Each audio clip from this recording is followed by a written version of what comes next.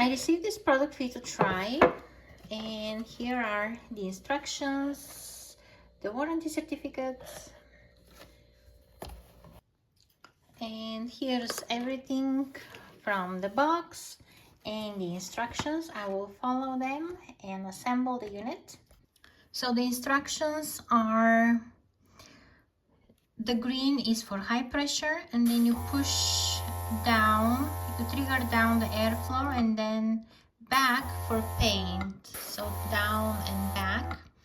And then from here you control the pressure. So green is for high, then we have blue for medium, and low is orange. And I will go put paint now. I have some acrylic paint that I'll dilute with water. I switched to the see-through piece here so I can see the inside of it. And let's see. Push down. Ooh, look at this color.